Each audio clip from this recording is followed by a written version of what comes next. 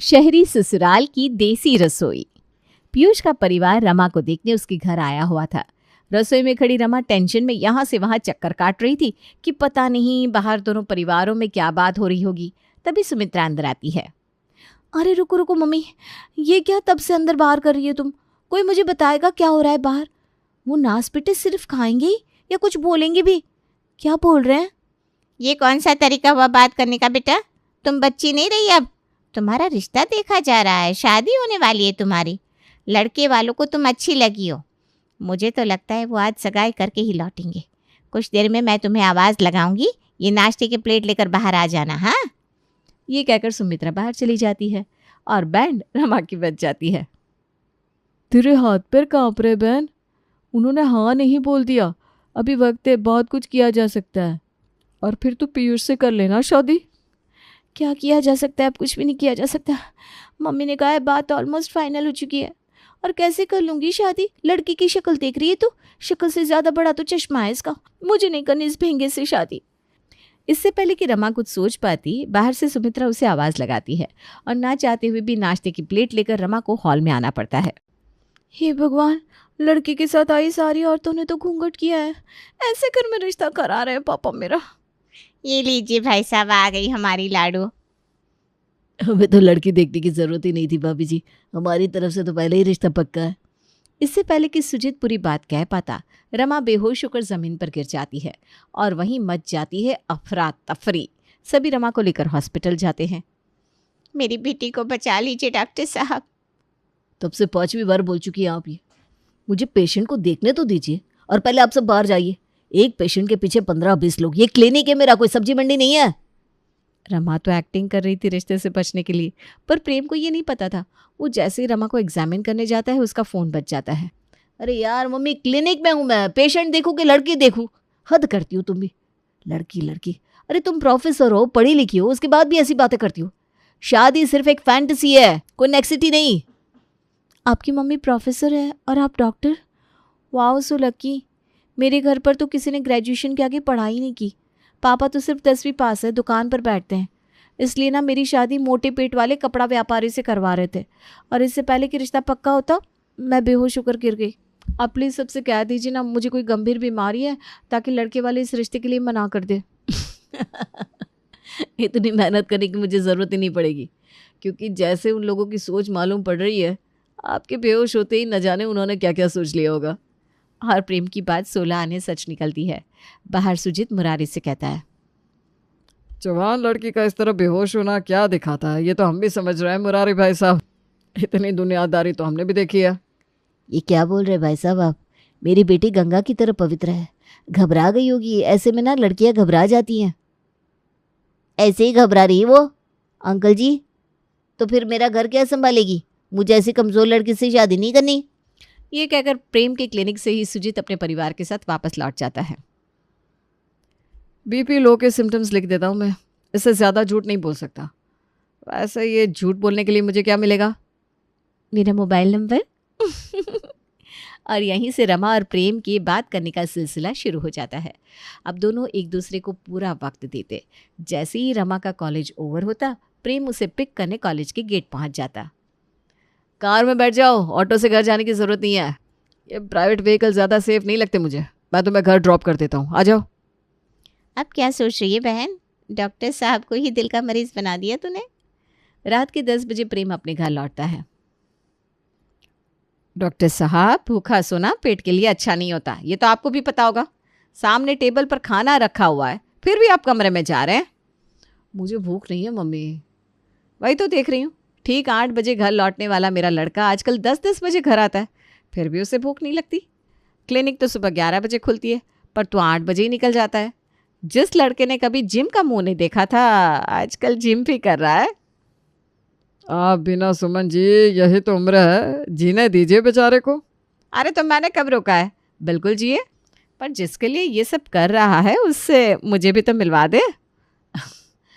वो एक लड़की है मम्मी, रमा नाम है उसका। प्रेम के कहने की देर थी कि सुमन रमा के घर उसका हाथ मांगने पहुंच जाती है। आपका परिवार तो काफ़ी पढ़ा लिखा है बहन जी। आप प्रोफेसर, भाई साहब लॉयर, प्रेम बेटा डॉक्टर।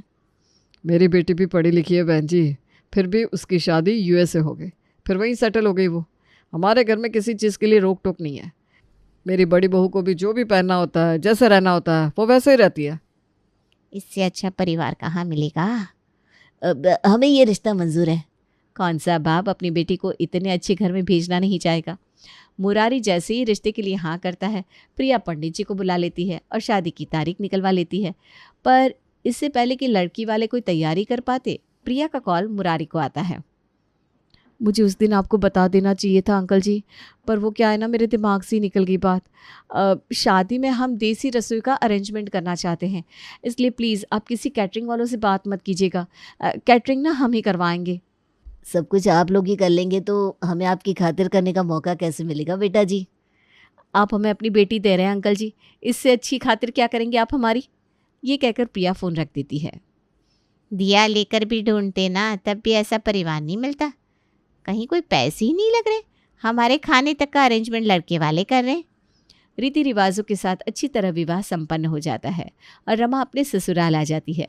अगली सुबह ठीक 4 बजे प्रिया रमा के कमरे में जाती है और उसे जगाती है। तुम्हारी जिठानी हूँ मैं, तो मेरा फ़र्ज़ बनता है कि तुम्हें हमारे घर के रसोई के नियम समझा दूँ। आज तुम्हारा पहला दिन है ना, तो तुम्हें रसोई में ज़्यादा वक्त लग सकता है, तो मैं तुम्हें पहले ही जगाने आ गई। रसोई की कैसे नियम भाभी, मैं कुछ समझी नहीं। अच्छा वही तो, तुम्हारी लव मैरिज हुई है, देवर जी ने तो पहले से ही बता दिया होगा। सब जानने के बाद ही तो तुमने शादी के लिए हाँ की होगी। सॉरी, तुम ना आराम से 7 बजे उठना। रमा को कुछ भी समझ नहीं आता। वो वापस जाकर सो जाती है और ठीक 7 बजे तैयार होकर रमा किचन में आती है। एक काम करती हूँ, क्रशर से सब्जियाँ काट लेती हूँ, दूसरी तरफ सूजी भिगो देती हूँ, फिर इसमें इनो डालकर फर्मेंट कर लूँगी और सभी के लिए चीले उतार दूँगी। ये ठीक है, पर ये क्रशर क्यों नहीं दिख रहा। रमा अपनी भाभी के पास जाती है और उनसे क्रशर मांगती है। बोलने के पहले सोच भी रही हो रमा कि नहीं, हमारे घर पर ये सब यूज़ नहीं करते। गैस तो अभी आया है, वरना भट्टी चलती थी। गर्मी में तो बैंड ही बच जाता था। क्या बना रही हो तुम? मार्केट से डलने वाली चीज़ का यूज़ तो नहीं होगा ना? हमारे घर में पैकेट का कोई भी सामान नहीं आता। इनो भी नहीं?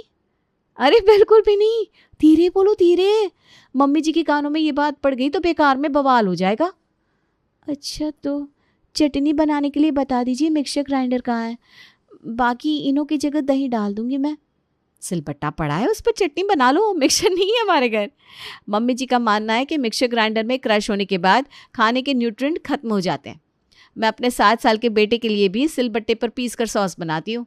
वो बच्चा अगर मैनेज कर सकता है तो तुम तो फिर भी एडल्ट हो। अपनी जिठानी की बात सुनकर रमा को तो ठंडी में भी पसीने छूट जाते हैं।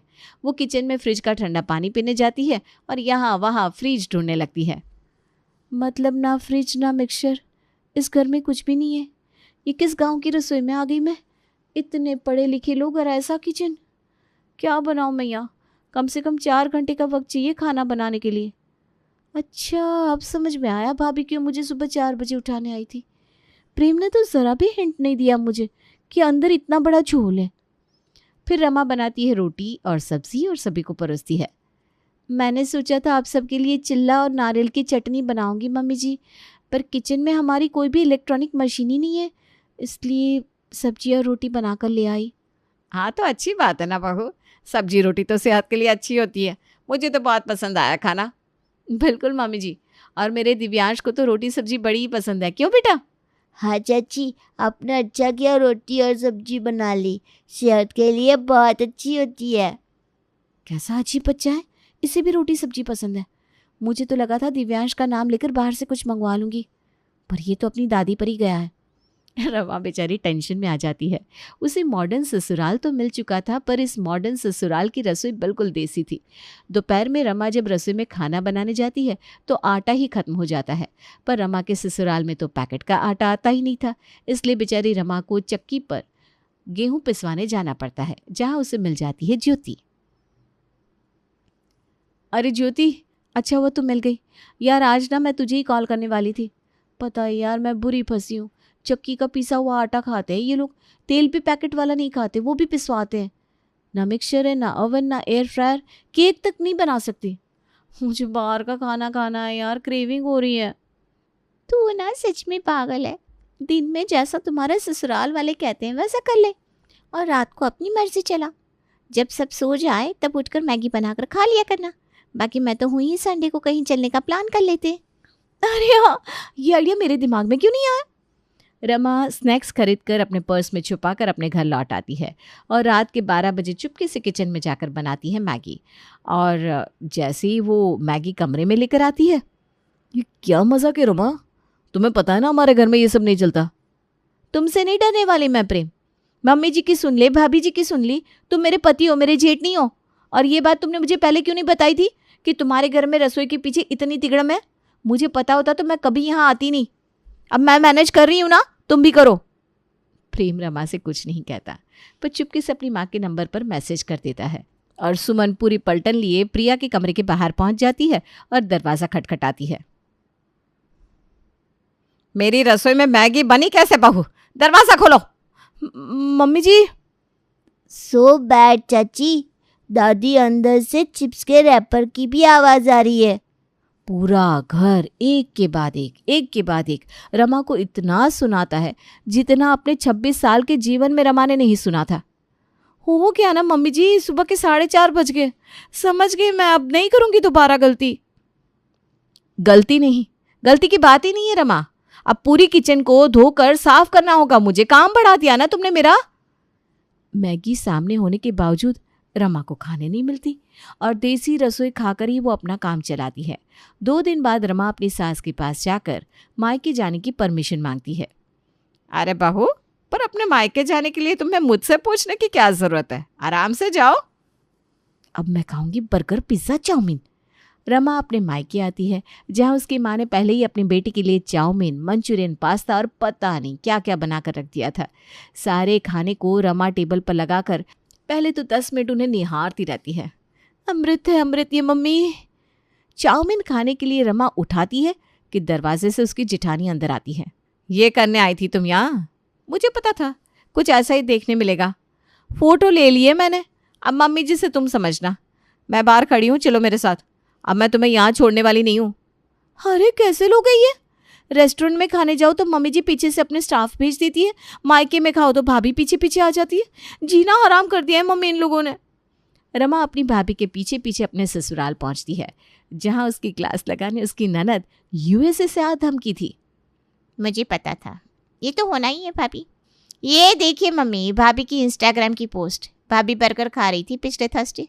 आप सबको ब्लॉक कर रखा है भाभी ने। इंस्टाग्राम पर फूडी नाम का पेज है भाभी का। आपकी देसी रसोई का सत्यानाश करने का ठेका भाभी ने तो लिया है। कोई मुझे जहर दे दो, कैसे लोग गई है। पहले तो तुम गंगा स्नान करके आओगी, बाहर का खाना खाया है तुमने, अब तुम शुद्ध नहीं रही। और जिस हिसाब से तुम्हारी गलतियां बार बार हो रही है, 1 हफ्ते तक अब कोई तुमसे बात नहीं करेगा। रमा गंगा स्नान करने तो जाती है पर उसी गंगा में खड़ी होकर कसम खाती है। इस पवित्र जल में खड़ी होकर मैं ये कसम खाती हूँ कि अपने ससुराल वालों की ये देसी रसोई का ड्रामा खत्म करवा के रहूंगी। आज से रमा ठान लेती है कि वो किसी भी तरह अपने ससुराल वालों के अंदर से ये देसी रसोई का प्यार खत्म करके रहेगी। रसोई में काम कर रही रमा सिलबट्टे पर चटनी पीस रही थी। एक बात मुझे समझ में नहीं आई, प्रेम तो बिना टिफिन लिए क्लिनिक जाते हैं, क्या उन्हें भूख नहीं लगती? पता लगाना पड़ेगा। और रमा प्रेम के पीछे पीछे उसके क्लिनिक पहुंच जाती है जहां प्रेम का स्टाफ बाहर एक ठेले से इडली खरीद रहा था। हैं? क्लिनिक में बाहर का खाना अलाउड है क्या सुरेश जी? घर से खाना बनाकर क्यों नहीं लाते हो तुम? मैडम ये मेरे लिए पैक नहीं करवा रहा हूँ मैं, ये तो सर के लिए है। सर हमेशा इसी इडली वाले से इडली खाते हैं और शाम को झाल मुड़ी। वाह वाह पतिदेव, मेरी मैगी पर ताला लगाने के बाद खुद इडली और झाल मुड़ी खाई जा रही है। पति का राज पता करने के लिए रमा पहुंचती है दिव्यांश के स्कूल, जहां दिव्यांश स्कूल के दरवाजे पर खड़ा अपने दोस्त का टिफिन खा रहा था। हाँ, अब समझ में आया इस बच्चे को बाहर के खाने की क्रेविंग क्यों नहीं होती, क्योंकि इसके दोस्त इसे बर्गर पिज्ज़ा खिला देते। 2 विकेट तो गिर चुके थे, अब बारी थी अनीता की। मेरा इंस्टाग्राम चेक किया है ना दीदी ने, तो मैं भी उनके और उनके दोस्तों के सोशल मीडिया अकाउंट देख लेती हूँ। रात को आज बड़े मन से रमा सभी के लिए देसी रसोई बनाती है और टेबल पर परोसती है। देसी रसोई का ना अपना ही मज़ा है मम्मी जी, कसम से। पर काश आप इस देसी रसोई की लाज रखती भाभी। आपके वार्डरोब में कपड़ों के बीच मुझे ये भुजिया का पैकेट मिला। अब आप कहेंगे ये सब मैंने वहाँ रख दिया था, इसलिए आप जब चुपके से भुजिया निकाल कर खा रही थी ना तो मैंने फ़ोटो ले लिया था। ये क्या हो गया है आप सब लोगों को? मम्मी ने अगर कहा है कि घर में बाहर का खाना नहीं आएगा तो कैसे खा रहे हैं आप लोग बाहर का खाना? जैसे आप खाती है दीदी, आपने अपने प्रोफाइल से तो अपने खाने की फ़ोटो छुपा दी थी, पर आपकी फ्रेंड की प्रोफाइल में मुझे ये आपकी फ़ोटो मिल गई। कैसे कोल्ड ड्रिंक पिज़्ज़ा दबाए जा रही हैं आप। दिव्यांश बेटा, इस फ़ोटो में तुम ही हो ना? देखिए ना ज़रा मम्मी जी। और प्रेम, तुम्हारा इडली वाला कह रहा था कि वो 2 दिन के लिए गांव जा रहा है तो तुम्हें इडली नहीं दे पाएगा। तुम सबके सब ये कर रहे हो मेरी पीठ के पीछे? हिम्मत कैसे हुई तुम्हारी? अब खाना खाने के लिए भी लोग तुमसे पूछेंगे क्या सुमन? तुम्हें पसंद नहीं था कि घर में कोई बाहर से खाना लाए, तो इन्होंने रसोई में बाहर से खाना लाना बंद कर दिया। तुम्हारी शर्म रखते हैं इसीलिए तो बाहर छुप कर खा रहे हैं। रमा ने तुम्हारे सोने के बाद घर में मैगी बनाई पर तुमसे बर्दाश्त नहीं हुई। वो तो जो कर रही थी तुम्हें बता कर रही थी, अपने मायके जाकर खा रही थी, तब भी तुम्हें तकलीफ थी। और तुम सब आंडू पांडू रमा को बदनाम कर रहे थे, और तुम सब खुद क्या कर रहे हो? और मैं तुम्हें क्या कह रहा हूँ, मैं तो खुद हमेशा मोहन के यहाँ जाकर मिठाइयाँ खाता हूँ। देखिए सुमन जी, जब बच्चे छोटे थे तो आप इन्हें बाहर का खाने से रोकती थी, समझ में आता था। अब ये बड़े हो गए और थोड़ा थोड़ा बाहर का खाने से कुछ नहीं होता, पर हाँ, कोई रसोई में बाहर का खाना नहीं लाएगा। हमें मंजूर है। अरे इस तरह देसी रसोई विदेशी तो नहीं बनती, पर हाँ, रसोई के अलावा कमरे में बाहर का लाना अलाउड हो जाता है।